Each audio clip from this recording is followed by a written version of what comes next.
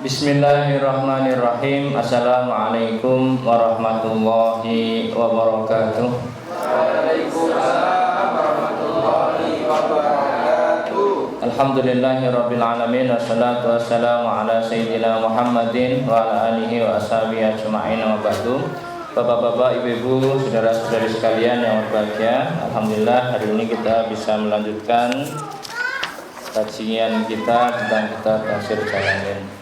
Bismillahirrahmanirrahim. Alladzina yatarabbasuna bikum fa in kana lakum fathum minallahi qalu alam nakum ma'akum wa in kana lil kafirina nasibun qalu alam nastahbit 'alaikum wa namna'kum minal mu'minin wallahu yahkumu bainakum yaumal qiyamah wa la yaj'alallahu lil kafirina 'alal mu'minina sabila. Alladzina yatarabbasuna, orang-orang yang menunggu dikum terhadap dirimu. Fa in kana lakum fathun, kalau kamu menang dalam peperangan lalu mendapatkan ghanimah minallahi, dari Allah, qalu, mereka berkata, alam nakum ma'akum, bukankah aku bagian kalian? Wa in kana lil kafirina nasibun, kalaupun yang menang adalah orang-orang kafir, qalu, mereka berkata, alam nastahwid alaikum, bukankah aku membantu kemenanganmu? Wa namna'kum minal mu'minin, dan aku menghindarkan kalian dari orang-orang mukmin. Wallahu yahkumu bainakum, maka Allah akan memberikan hukum di antara kalian yaumal qiyamati, di hari kiamat. Wala yaj'alallahu lil kafirina 'alal mu'minina sabila, dan tidak akan dijadikan oleh Allah tidak akan menjadikan terhadap orang-orang kafir itu punya cara untuk mengakali orang-orang mukmin, ya. Begini Bapak Ibu, jadi ini bercerita tentang orang-orang yang munafik, ya, kemarin, ya. Di ayat yang sebelumnya kita bahas innallaha jami'ul munafiqina wal kafirina fi jahannama jami'a. Jadi orang munafik, Bapak Ibu bisa bayangkan, munafik di eranya Nabi itu memang luar biasa, Pak. Munafik itu ngaku-ngaku Islam tapi enggak. Kalau di sekarang itu kan, kalau di Indonesia itu mungkin kalau kita melihat orang Islam yang masih ndablek itu bisa jadi bukan munafik, tapi dia mukmin tapi asi, mukmin yang nggak mau taat gitu aja. Kalau munafik itu setengah-setengah, Pak. Jadi kayak nyamar Islam. Kalau waktu dulu itu memang Rasul ketika mulai menang perang itu banyak orang itu ngambil jalan tengah, Pak. Jalan tengah itu main dua kaki, Pak. Kalau di partai itu mungkin ini cocok, Pak. Masalahnya kalau di partai itu kan risikonya tidak neraka, ya. Tapi kalau di dalam agama, kalau 50-50 itu risikonya neraka, Pak. Makanya kalau Bapak Ibu ada orang munafik di partai itu tidak apa-apa, karena nyari aman. Makanya biasanya kalau pemilu itu ada orang yang dukung sana, dukung sini, dua-duanya didukung. Nanti kalau menang, aku kan pendukungmu. Kalaupun nanti dia nggak dukung tapi menang, aku dulu membantumu dengan cara yang lain. Makanya kalau Bapak Ibu lihat pendukung partai itu biasanya kalau orang banyak duitnya, dua-duanya dikasih duit, Pak. Siapapun yang menang, maka dia akan mengklaim aku dulu membantumu. Jadi makanya meskipun siapapun yang menang dia dapat menteri, itu canggih, Pak. Berarti permainannya. Ya, nggak saya sebut, takut keliru, ya saya. Tapi itu hebat. Tapi kalau dalam agama itu berisiko. Makanya di sini alladzina yatarabbasu bikum fa in kana lakum fathun minallah, kalau kamu menang, kalau orang-orang mukmin menang, dia ngaku aku kan sesama muslim, masa kamu nggak bagi aku ghanimah? Kan kita sesama pendukung 07 misalnya, 08 atau 09 misalnya, kok nggak dapat saya? Kadang-kadang saking nggak dapatnya itu jadi bikin rusuh, misalnya begitu, ya. Kalau itu urusan partai lah biasanya, ya. Nah, Dulu itu memang ghanimah itu menggiurkan, Pak. Karena perang itu yang menjadi semangat selain jihad fisabilillah adalah ghanimah. Karena dulu perang itu mesti bawa kambing, bawa unta, bawa makanan. Karena jangan dipikir perang itu kayak film. Kalau film nggak ada apa-apanya, kosong. Karena dulu perang itu nggak sehari, Pak. Jadi dan perang itu di medan perang, nggak di kampung ya. Jadi masing-masing itu bawa bekal. Nah, kalau kalah dia kan lari orangnya, barangnya itu ketinggalan di camp-campnya itu. Kalau sekarang apa ya? Kalau sekarang itu misalnya menang perang itu ya dapat rudal atau dapat manpad yang di gudang-gudang senjata itu. Sekarang ghanimah itu ya senjata. Kalau sekarang kalau Anda lihat biasanya kalau ada perang yang kalah itu senjatanya kan ketinggalan. Maka biasanya kalau yang cerdik itu sebelum meninggalkan campnya yang kalah itu dia diledakkan sendiri gudangnya daripada ditemu sama musuhnya. Makanya kalau Bapak Ibu lihat karena dia nggak sempat evakuasi alutsistanya, maka dia meledakkan sendiri alutsista itu supaya daripada ditemu musuhnya. Karena ketika ditemu musuhnya itu nilai kekalahannya semakin tinggi. Bapak Ibu bisa bayangkan kalau perang ada rudalnya belum kepake terus ditemu musuhnya, itu malunya luar biasa. Nah, orang-orang yang seperti itu dari dulu itu ada, orang-orang yang dua kaki. Ya, orang-orang dua kaki kalau Islam menang dia aku bersamamu. Tapi kalau orang kafir menang, aku dulu membantumu, memberi info-info begini, aku ini di balik layar. Ya, jadi dua kaki, satunya merasa di depan layar kalau menang, satunya kalau menang nanti aku dulu meskipun begini-begini membantu siasatmu. Nah, ya, pokoknya ada saja cara orang mencari uang dalam ghanimah ya, atau dalam dunia ini. Nanti Bapak Ibu akan temukan nggak jauh-jauh lah dalam dunia. Ini yang paling mudah itu ngeceknya di dunia partai, Pak. Itu biasanya kelihatan. Ada yang terang-terangan, ada yang di belakang. Tetapi nanti di akhirat, wallahu yahkumu bainakum yaumal qiyamah, nanti di akhirat itu ya orang-orang itu muncul ya. Artinya gini, orang-orang munafik itu meskipun di dunia ini rapi, Pak, rapi penyamarannya, tapi nanti di akhirat itu ya nyata. Makanya di akhirat nanti itu ya mungkin orang-orang mukmin yang percaya dengan orang munafik itu di akhirat juga kaget, loh, ternyata dirimu, loh, misalkan ya, loh, kukira kau temanku, ternyata. Jadi ada orang-orang yang penyamaran kemunafikannya itu 99,9 misalnya begitu ya istilahnya. Jadi udah mirip kayak orang Islam. Ya, tapi makanya apalagi zaman akhir ini zaman yang sangat sulit, Pak, membedakan dia itu benar atau tidak. Tampilannya lebih soleh daripada Ustadz Soleh misalnya ya, ya kan ada orang itu tampilannya, bacaannya lebih fasih daripada ahli MTQ misalnya ya. Tapi kadang-kadang bisa jadi dia itu kamuflase. Nah, kalau bahasa dunia intelijen ya, ada orang yang penyamarannya itu sudah persis. Jadi misalkan dia nyamar jadi orang gila itu sudah maksimal sudah, ya kan gitu ya. Nyamar jadi tukang jualan cilok udah memang nggak bisa dideteksi kalau dia bukan penjual cilok yang sesungguhnya. Jadi mendalami peran itu sampai seolah-olah nyata. Jadi ada orang yang begitu, tapi nanti di akhirat itu tetap dipilah kamu itu palsu, gitu ya. Kemudian innal munafiqina yukhadi'una Allah, sesungguhnya orang-orang munafik itu hendak menipu Allah. Wa huwa khadi'um, tetapi Allah lah yang menipu mereka. Jadi orang munafik itu bisa menipu sesama manusia, Pak, tetapi nggak bisa menipu Allah. Makanya Allah itu ya nggak bakal bisa ketipu sama perilaku munafik. Munafik itu udahlah, pokoknya kalau ngomong tentang sesuatu bisa jadi itu meyakinkan, Pak.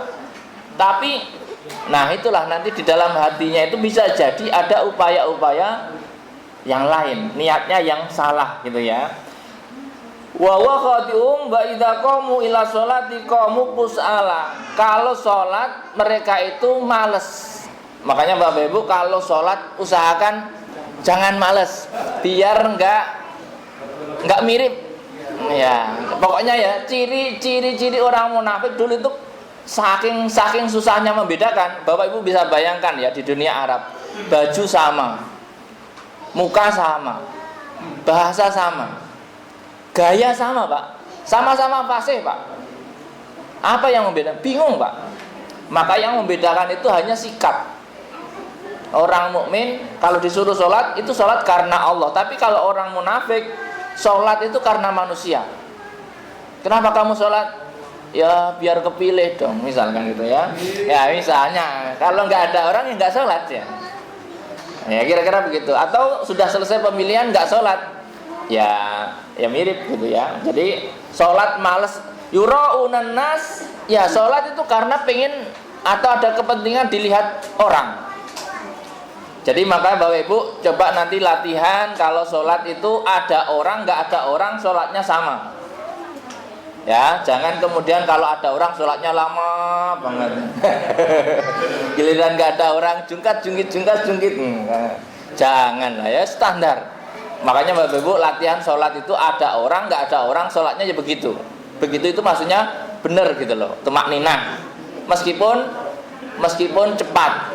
Ya maksudnya sholatlah tumakninah meskipun cepat ya, tapi normal, pokoknya nggak usah dibuat-buat. Kalau lagi ada orang sholatnya dilama-lamain, bacanya surat Al-Baqarah misalnya, ya giliran nggak ada orang kul huwa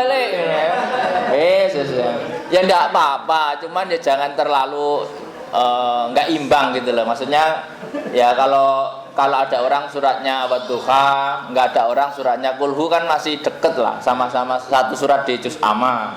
Tapi kalau ya kalau pas sholat ada orang sujudnya 2 menit misalkan gitu ya, sampai makmumnya itu maki-maki kurang ajar ini, udah makmumnya kepanasan lagi di luar misalkan.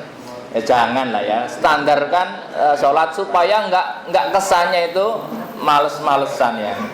Yuraunan nas, pokoknya ciri orang yang sholatnya karena kepentingan manusiawi itu ciri-ciri orang munafik ya.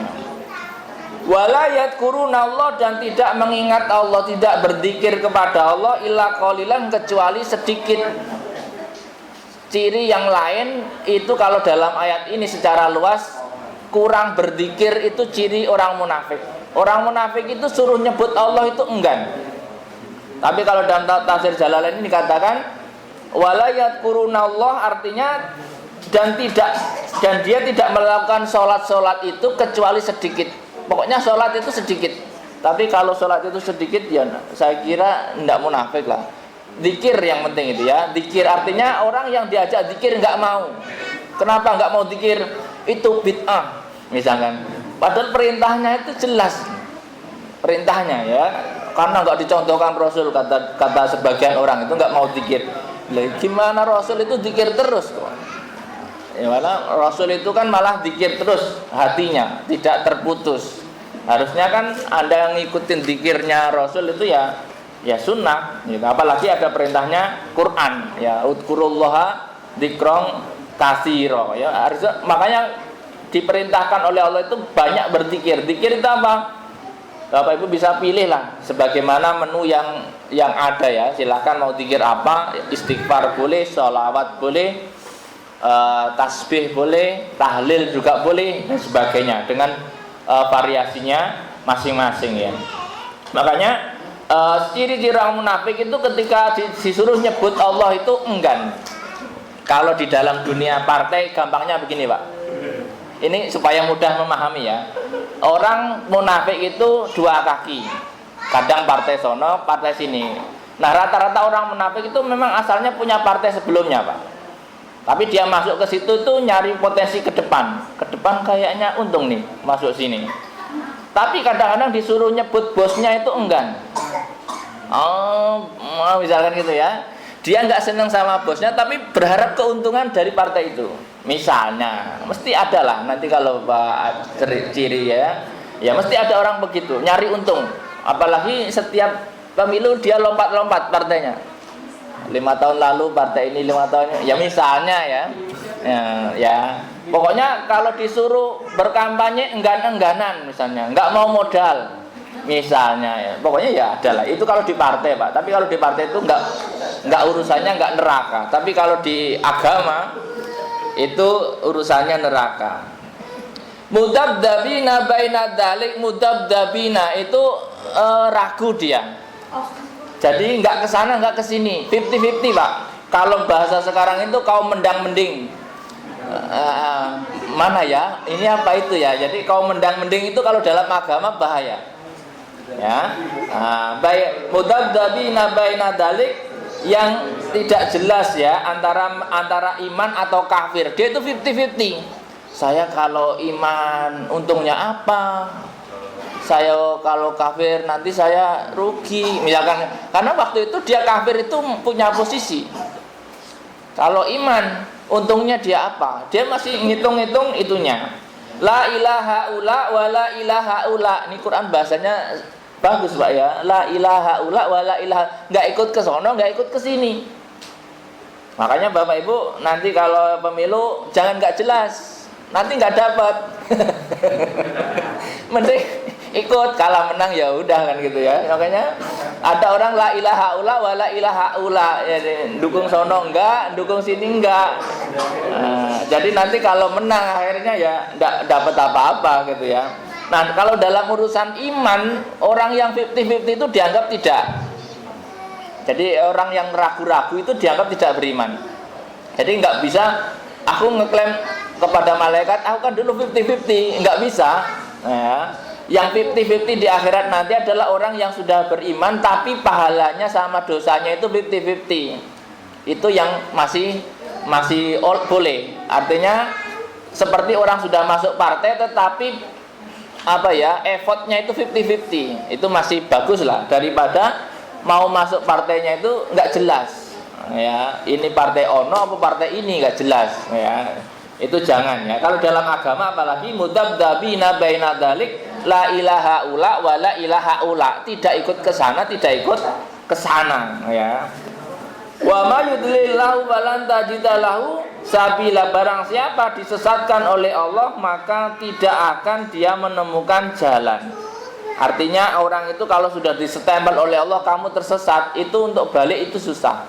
Makanya jangan dipaksa orang yang sudah disesatkan oleh Allah. Artinya gini Pak, orang kalau disesatkan oleh Allah dikasih 1000 bukti itu tetap nggak mempan Pak. Itu sudah orang kayak stempel. Orang ini stempelnya memang stempelnya ke sana tersesat. Ibarat kata itu nanti ada orang yang stempelnya itu neraka misalnya. Itu didakwai kayak apapun nggak akan berpengaruh. Ada juga orang yang stempelnya surga. Ya biasanya digoda apapun ya nggak ngaruh ya. Jadi kadang-kadang kalau sudah kena stempel itu nggak usah dipaksakan ya, misalkan biarkan saja sampai pada waktunya ya. Innal munafiqin tadi mana? Mudabdabina ay mutaraddidin ya, ragu-ragu ya. Baina dzalika al-kufru wal iman, antara iman dan kafir. La ilaha ula wa la ilaha ula, tidak ke kafir tidak juga mukmin. Wa may yudlilillahu falan tajida lahu sabila. Wa may yudlilillahu falan tajida lahu sabila. Ya ayyuhalladzina amanu, hai orang-orang yang beriman, la tattakhidul kafirina auliya min dunil mu'minin. Wahai orang-orang beriman, janganlah mengambil orang-orang kafir sebagai besti. Aulia ya, wali itu besti, kekasih. Kekasih itu artinya sahabat yang paling dekat. Artinya jangan terlalu mengikuti orang-orang kafir. Jangan terlalu besti. Kalau terlalu besti itu ujung-ujungnya Anda akan kepengaruh. Min dunil mu'minin, selain orang-orang beriman. Ini pada saat itu ya Pak, Bapak bisa bayangkan awal-awal Islam itu berat Pak. Kayak awal-awal bikin partai Pak. Apa bahasa? Ini contoh supaya mudah. Awal-awal bikin partai, maka anggota partai itu dilarang sering kumpul sama partai lain Pak. Karena apa? Nanti balik lagi Pak. Karena partai yang awal-awal itu mesti banyak orang digiring untuk ragu itu banyak. Oh, kamu di situ belum tentu masuk Senayan, mending ikut saya misalkan gitu ya. Ya pokoknya gitu. Jadi dulu juga begitu, karena dulu yang banyak yang kafir.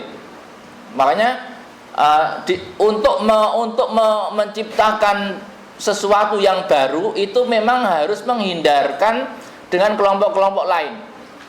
Pokoknya fokus di penataan diri. Maka di sini perintahnya, wahai orang-orang beriman, jangan kamu ngambil besti dari pihak luar. Supaya apa? Supaya kamu fokus kepada pembenahan diri ya. Aturiduna antajalu lillahi alaikum sultanan mubina. Apakah kamu berharap kamu itu diadab oleh Allah gara-gara kamu berteman dengan mereka? Ibarat kata apa ya Pak? Ibarat kata kalau di dalam dunia internasional ini, jangan berkumpul dengan negara-negara yang kamu nanti akan diembargo. Apa istilahnya ya? Kadang-kadang itu ada negara negara yang kuat lalu menyorot negara lain, kalau kamu ikut ke sana, awas ente, tak blokir misalkan gitu ya. Anda bisa bayangkan lah, tapi saya nggak sebutkan ya. Nanti di dalam dunia internasional itu sama begitu. Jadi dia hanya mendukung saja nggak berani, mencela saja nggak berani. Saking apa? Ya karena ketika mendukung, membesti dengan itu dianggap sama. Maka di sini juga sama. Allah mengancam kalau kamu terlalu dekat dengan orang-orang yang kafir, maka kamu itu ya akan kena adabnya. Jadi kadang-kadang ada orang itu kena adab gara-gara berteman dengan orang yang layak mendapatkan adab. Apa ya bahasanya ya? Jangan terlalu dekat dengan musuhnya Allah lah. Kira-kira begitu kalau bahasa kitanya ya. Ya ayyuhalladzina amanu la tattakhidul kafirina awliya min dunil mu'minin aturiduna an taj'alu lillahi 'alaikum sultanan mubina ya. Innal munafiqina fi darkil asfali minan nar. Orang-orang munafik itu posisinya adalah intipnya neraka kalau bahasa Jawa. Apa bahasa ininya?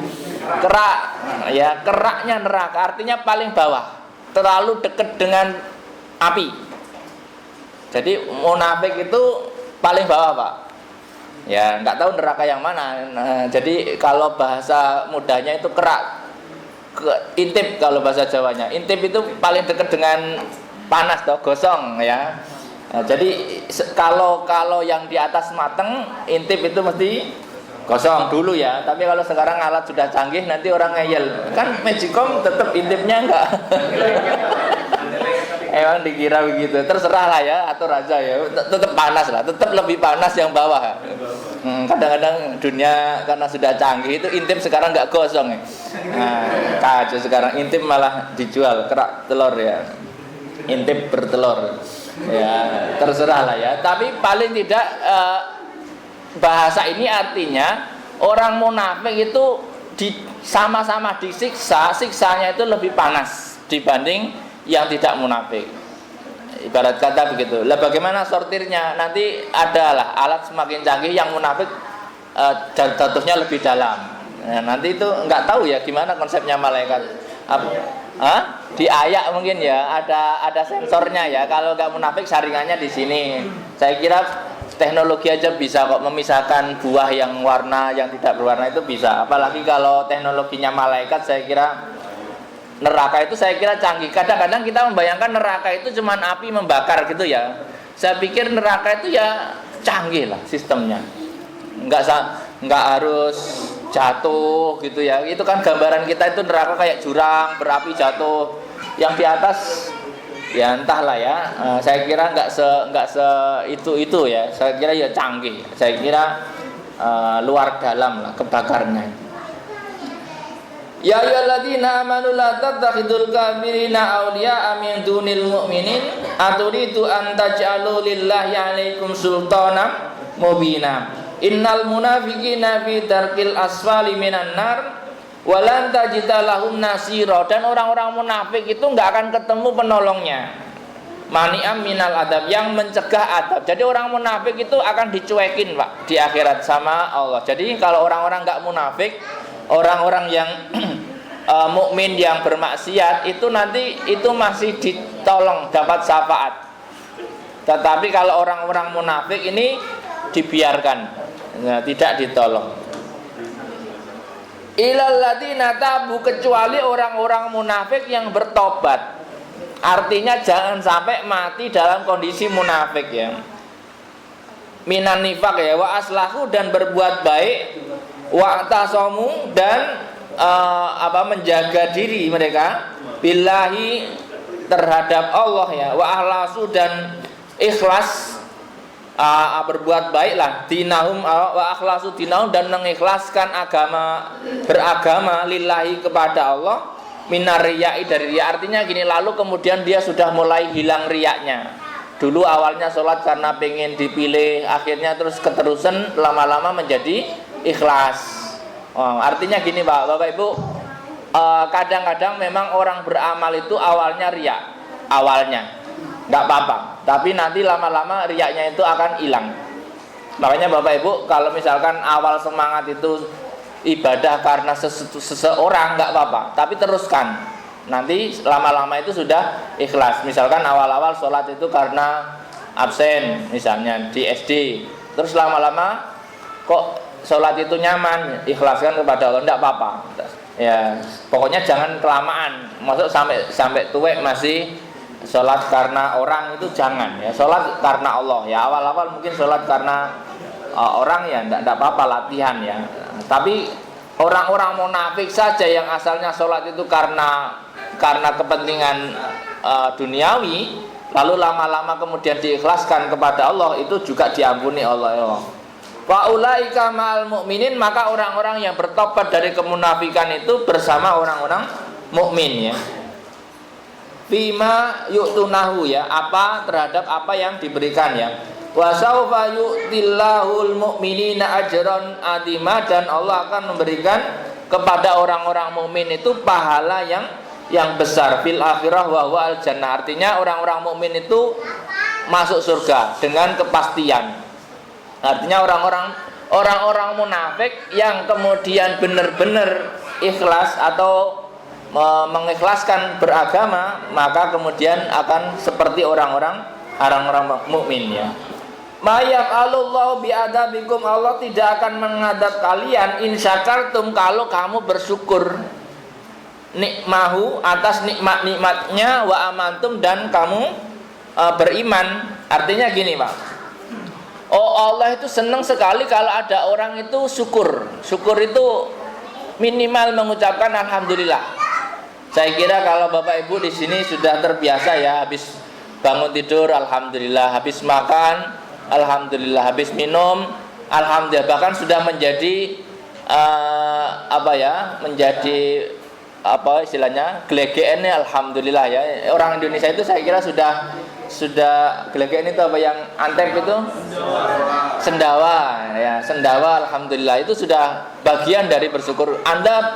Anda mengucapkan alhamdulillah saja itu dapat pahala. Ya, bersin alhamdulillah, habis buang hajat alhamdulillah ya.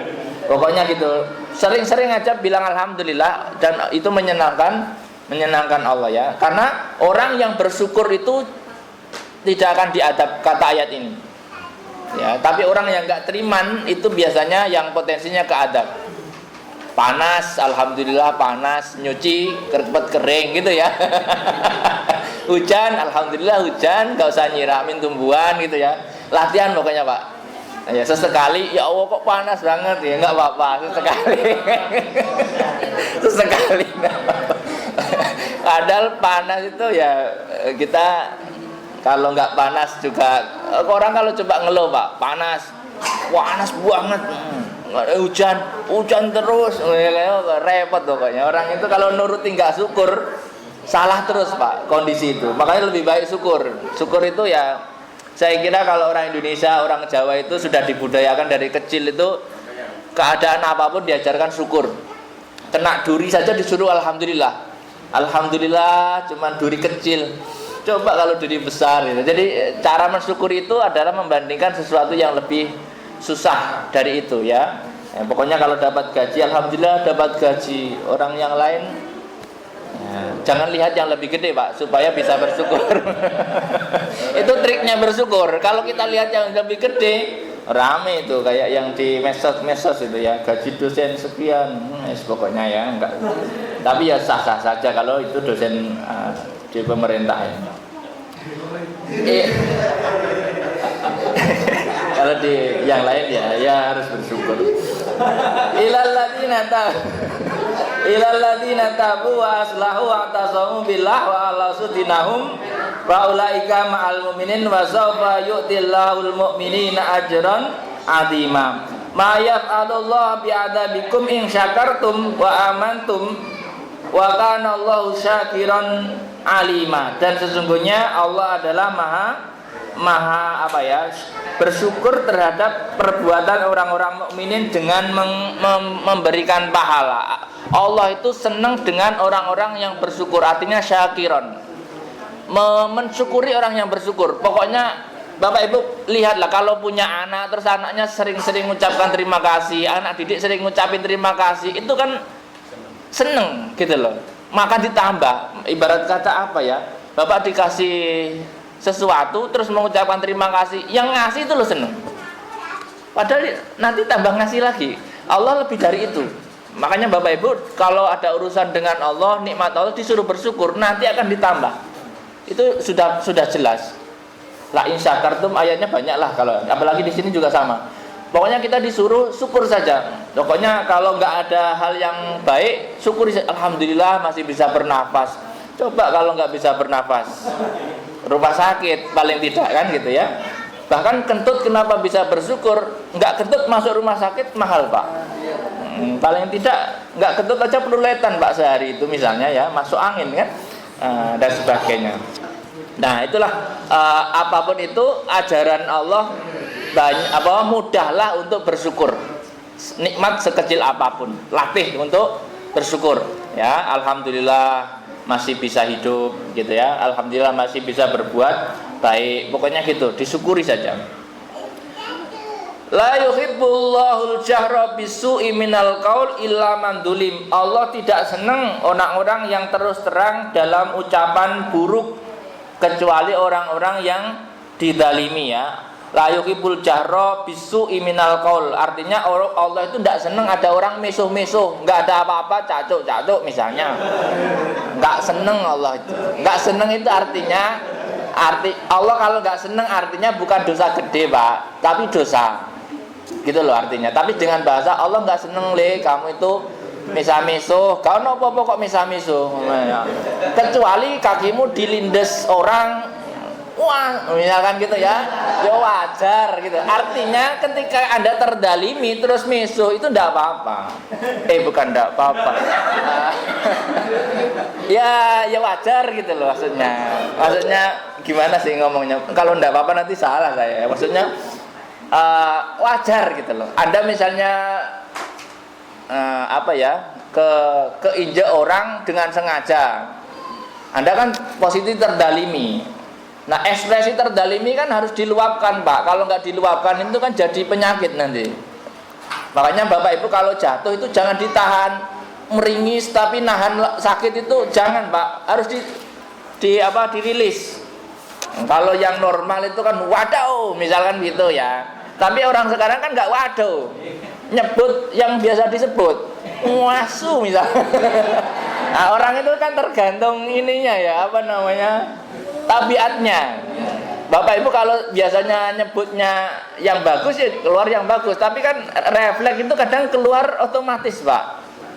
Yang sukanya bilang ya keluar itu ya. Makanya jangan dibiasakan yang buruk. Ya carilah yang baik, kentang atau sate atau walang ya. Jadi tergantung ininya masing-masing ya. Jadi kalau orang Jawa Timuran ya tadi ya misalkan ya begitu. Kalau orang Jawa Tengah apa, orang Sunda apa, orang Sumatera apa kan punya masing-masing Pak. Karena kalimat buruk itu bisa jadi di sini buruk, di sana tidak buruk. Ya, makanya kalimat buruk itu tergantung daerahnya masing-masing, Pak. Kalau orang Arab mungkin kalau kalimat buruk itu ya misalkan keledai misalnya. Nah, kalau di sini keledai kan nggak terlalu buruk, atau kalau di daerah tertentu mungkin monyet misalnya, padahal monyet nggak salah apa-apa misalnya ya, atau jangkrik, padahal jangkrik itu suaranya juga bagus, cuman nada intonasi yang dikeluarkan itu menjadi buruk gitu ya. Ya, apa gitu yang iklan dulu, iklan saya kasih satu permintaan karena mikirnya terlalu panjang, marah itu, lama banget, terus meso Pak, jadi dia itu kan jangkrik. Jadi itu berarti kan secara refleks dia itu ketika ada sesuatu keluarnya itu. Makanya lebih baik Bapak Ibu kalau refleks itu yang sogeh misalkan gitu ya, atau gandeng misalnya. Nah, tapi kenapa kalau refleks itu milih kata-kata yang tidak bagus ya? Coba kalau ganteng gitu kan ya cocok ya. Tapi ya itulah ya. La yuhibbullahu jahra bisu'i minal qaul illa man dzulim, bahkan Allah sami'an alima, dan Allah itu maha mendengar. Jadi mendengar itu artinya Anda terus terang keras maupun terus terang bisik-bisik itu juga terdengar oleh Allah. Artinya kurangi berkata-kata yang kotor kalau tidak dalam kondisi terdalimi. Pokoknya kalau bisa nggak pakai itu. Makanya anak-anak sekarang ini punya budaya yang menggunakan kata-kata kotor diseliwurkan itu Pak, anjir, bicir dan sebagainya itu sebaiknya jangan, karena itu kan ujungnya jadi kata-kata kotor yang baru, yang maknanya nggak jelas, antara anjing atau banjir atau anjing ke bawah banjir, terserahlah, nggak tahu saya ya, itu nggak ada kamusnya Pak, saya nggak tahu itu. Ini kok jadi kata-kata baru, bejir, apa ini ya, anjir, lama-lama seolah-olah biasa kelihatannya, tapi itu artinya Allah nggak seneng orang tiba-tiba menggunakan kata kotor tapi tidak ada sesuatu yang mendalimi dia. Jangan, apalagi ungkapan kekagetan dengan kata-kata kotor, jangan. Ada kadang kalau orang sudah terbiasa menggunakan kata kotor, kaget itu loh Pak dengan ungkapan yang itu. Wih, wah anjing ya. Loh, dia itu mau menghargai tapi keluar kata-kata kotor itu. Mbok ya, Masya Allah, Subhanallah kan. Itu idealnya. Kalau nggak ideal, wih, kan lebih bagus. Wih, mantap. Itu lebih aman daripada mau memuji loh kok pakai kata kotor. Itu kan ya, jangan. Gunakan kata-kata itu pada tempatnya. Artinya kata-kata kotor, kata-kata makian gunakan pada tempatnya. Jangan disalahgunakan. Ya, untuk memuji ya gunakan kata yang baik. Artinya penggunaan kata-kata itu penting Pak. Makanya nggak boleh membuat nama-nama anak dengan nama yang buruk, nama toko, nama warung. Jangan. Mie pocong, jangan. Itu nggak menempatkan kata pada tempatnya. Nggak tahu mie pisuhan misalnya, jangan, nggak boleh ya. Ini secara akhlak dari ini kan jangan. Dosa besar sih enggak, tapi dosa ya. Lebih baik nama-nama itu nama-nama yang baik. In tubdu khairan aw tubuhu, kalau kamu menampakkan kebaikan atau menyembunyikan. Jadi kalau kebaikan itu Anda tampakkan atau Anda sembunyikan, au ta'fu an su'in, atau Anda memaafkan dari keburukan, fa innallaha kana afuwan qadira, maka sesungguhnya Allah Maha Pemaaf yang Maha Mampu. Artinya gini Pak, orang berbuat baik ditampakkan boleh nggak? Boleh. Disembunyikan boleh? Boleh. Mudah memaafkan itu baguskah? Bagus. Jadi kalau Bapak Ibu keinjek temennya yang lain nggak sengaja, nggak usah dibikin panjang Pak. Ya, kesenggol temennya nggak sengaja, nggak usah dibikin panjang. Kesalip mobil temennya nggak usah dibikin panjang sampai matahin spion Pak. Bahaya. Ya. Pokoknya kalau cuman kesalip, kadang-kadang ada orang itu nggak mau disalip, padahal dia pelan. Aneh tuh Pak, ngadang tengah jalan, apa ya? Nggak ngasih jalan, loh dia pelan. Dia lari 80. Lah orang kan ya di tol nggak mungkin dong harus nunggu dia. Makanya kemudian disalib marah-marah, kurang ngajar. Kok nyalib kok kurang ngajar? Nyalib itu kan memang ada aturannya. Jangan menyalib dari sebelah kiri doang kan aturannya, larangannya itu. Artinya hal-hal semacam itu di jalan kesenggol sedikit asalkan nggak apa-apa ya mudah memaafkan. Allah itu senang kalau Anda dikit-dikit itu maafin. Ketempeleng temennya, maaf nggak sengaja. Oh nggak apa-apa, satu lagi boleh kalau misalkan. Kalau Nabi Isa begitu, kalau ketempeleng kanan, yang kiri belum loh misalkan. Kalau kita itu ya, oh maaf ya nggak sengaja, ya nggak apa-apa, aman. Jadi mudah memaafkan itu perintahnya Allah. Artinya jangan yang kecil-kecil itu dibawa masalah. Ya, makanya kalau yang kecil-kecil itu nggak usah dibawa urusan gede-gede ya. Maka kalau berbuat baik ditampakkan boleh, disembunyikan boleh. Sedekah ditampakkan boleh, disembunyikan juga boleh. Sering memaafkan juga bagus. Sering memaafkan itu ya memang kalau dalam dunia kita, dunia orang banyak, mesti akan sering ketemu yang nggak cocok gitu. Tapi sering memaafkan saja. Pokoknya dimaafin. Apalagi suami istri, sering-seringlah saling memaafkan. Ya, pokoknya ya gitulah, sering memaafkan. Pokoknya begitu. Supaya apa? Supaya awet.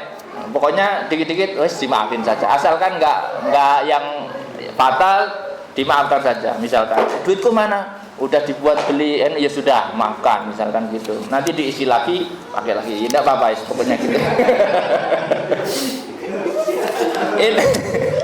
Innalladzina yakfuruna billah, sesungguhnya orang-orang yang kafir kepada Allah wa rusuli dan rasul-rasulnya, wa yuriduna ayyufarriqu bainallahi wa rasuli, dan berusaha untuk membeda-bedakan antara Allah dan rasulnya, wa yaquluna nu'minu bi ba'di wa nakfur bi ba'd, dan mereka berkata kami iman separuh dan enggak iman separuh. Wa yuridu ayattakhidhu baina dzalika sabila, dan dia akan mencari jalan tengah di antara mereka gitu ya. Ulaika humul kafiruna haqqo, itulah sesungguhnya mereka itu adalah orang kafir yang sesungguhnya. Wa atatna lil kafirina adzabam muhina, dan kami janjikan kepada orang-orang kafir adab yang menghinakan. Jadi gini Pak, ada orang-orang itu percaya kepada Allah tapi nggak mau ngakui Nabi, itu kafir Pak. Jadi ada orang itu percaya kepada Allah, Allah percaya, kamu Nabi ini percaya, nggak mau nabinya, percaya kepada Allah saja, itu nggak sah Pak imannya. Ada orang percaya kepada Allah, kepada Nabi, tapi nabinya dipilih-pilih. Kalau Nabi ini saya mau, kalau Nabi ini nggak mau, itu juga nggak sah. Makanya orang Islam diajarkan apa? Kamu harus percaya kepada Allah dan percaya kepada nabi-nabinya tanpa pilih-pilih. Makanya orang Islam kepada Nabi Isa percaya, kepada Nabi Musa percaya, kepada Nabi Yahya percaya.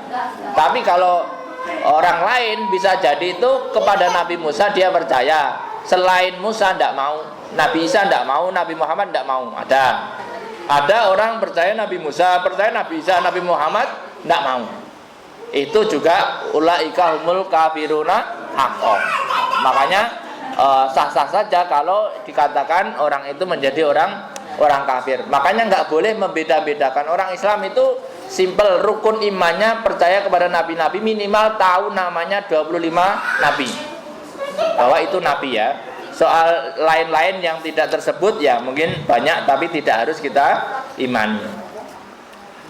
Walladzina amanu billahi wa rusuli, dan orang-orang yang beriman kepada Allah wa rusuli dan rasul-rasulnya, kulluhum semuanya, walam yufarriqu, dan tidak membeda-bedakan baina hadin di antara satu dengan yang lain dari nabi-nabi itu, minhum ulaika saufa yu'tihim, mereka itu akan diberikan ujurahum, pahala-pahala mereka. Wa kana Allahu ghafurur rahima, dan sesungguhnya Allah maha pengampun, li auliyai rahiman bi ahli ta'ali, dan maha kasih sayang terhadap umatnya. Artinya Bapak Ibu kalau mengimani Allah dan Rasulnya itu dapat pahala. Pokoknya kalau Bapak Ibu lihat niru apa yang disebutkan dalam Al-Quran, misalnya perilaku baiknya Nabi Musa lalu ditiru boleh. Misalkan nolong orang penggembala, itu kan perilakunya Nabi Musa, Anda tiru. Misalkan ada orang perempuan lagi gembala kambing banyak, Anda tolong, ya boleh niru-niru Nabi Musa. Pokoknya percaya kepada Allah dan Rasulnya itu dapat pahala. Jadi orang beriman itu dapat pahala. Yas'aluka ahlul kitab antunazala alaihim kitabam minas sama. Yas'aluka, meminta kepadamu wahai Muhammad, ahli kitab dari Yahudi itu meminta kepada Nabi Muhammad, wahai Muhammad, cobalah minta kepada Allah supaya menurunkan kitab itu dari langit utuh, satu buku ya. Antunazila alaihim faqad sa'alu Musa akbaru min dalik. Maka sungguh Musa itu telah diminta lebih susah daripada itu oleh kaum Yahudi juga. Artinya gini, oleh nenek moyangnya. Jadi kalau orang Yahudi ketika diajak beriman oleh Nabi Muhammad di zamannya, itu dia cobalah Muhammad minta kepada Allah nurunin kitab biar kita itu percaya kepadamu. Lalu dijawab oleh Allah, bilang ke mereka, wahai Muhammad, nenek moyangnya itu permintaannya lebih sulit daripada dia. Nenek moyangnya minta apa? Faqad sa'alu Musa akbaru min dalik faqalu arinallaha jara. Umatnya Nabi Musa itu kalau muji Nabi Musa lebih sulit, Pak. Hei Musa, cobalah ajak kami melihat Allah langsung. Lebih sulit, Pak. Jadi fa'akhadnahum sa'iqah, lalu kemudian disambarlah dia, sambar petir ya. Bidul mihim, karena apa? Ya karena dolimnya itu ya. Sumat takhadul ijla, lalu kemudian malah menyembah anak sapi. Mimba dima ja'atumul bayinat, setelah datangnya mukjizat. Jadi artinya gini, rasa direken orang-orang seperti itu yang permintaannya itu hanya untuk mempersulit saja. Ada orang itu aslinya nggak mau, Pak, cuman mengajukan syarat yang tersulit. Bapak Ibu kalau misalkan nanti diminta syarat tersulit, itu artinya dia nggak mau. Senang sama si A misalkan, boleh nggak Anda saya nikah? Boleh, syaratnya gunung itu ubah jadi emas. Udah tinggal, Pak. Ya, artinya syarat-syarat seperti itu adalah syarat-syarat aslinya orang itu tidak mau. Tetapi supaya nggak kelihatan nggak mau, itu dia menggunakan syarat yang tidak akan bisa tercapai. Apa bahasa ininya ya? Carilah, kamu akan saya ambil menantu kalau kamu bisa mengambil burung gagak warna putih, misalkan begitu ya. Itu kan bahasa Jawanya tangeh lamon, artinya ya kamu nggak bakal ketemu ya ada sebagainya ya. Kadang semacam itu adalah bahasa-bahasa yang artinya orang-orang Yahudi itu nggak mau beriman kepada Nabi Muhammad, lalu kemudian mengajukan sesuatu yang yang mustahil, kalau dalam Sri Mulatnya itu hal yang mustahil, tapi sebenarnya nggak mustahil. Tapi nanti kalaupun dikasih itu juga nggak beriman. Artinya memang dia nggak mau saja. Ya kira-kira begitu. Makanya dicontohkan bahwa Nabi Musa itu juga diminta melihatkan Allah, tapi ujung-ujungnya juga sama. Generasi berikutnya itu juga nggak percaya, malah nyembah anak sapi. Padahal yang minta melihat Allah langsung itu nggak kuat, akhirnya ya mati. Jadi Bapak Ibu kalau di surat Al-Baqarah yang sebelumnya itu sudah kita bahas ya, orang Bani Israel itu kan saking penasaran bahwa Tuhan itu seperti apa, pengen lihat langsung. Tapi ketika langit itu dibuka, dia malah mati. Nah setelah mati Nabi Musa bingung, ya Allah kok dia mati? Nah terus gimana kalau dia mati? Nanti nggak ada yang jadi saksi, dihidupkan kembali, hidup lagi. Gimana, mau lanjut? Enggak, pulang aja. Nah, mereka itu karena sudah enggak mampu, akhirnya yakin ya memang Allah ada. Lalu dia pulang, turun, enggak jadi melihat langsung.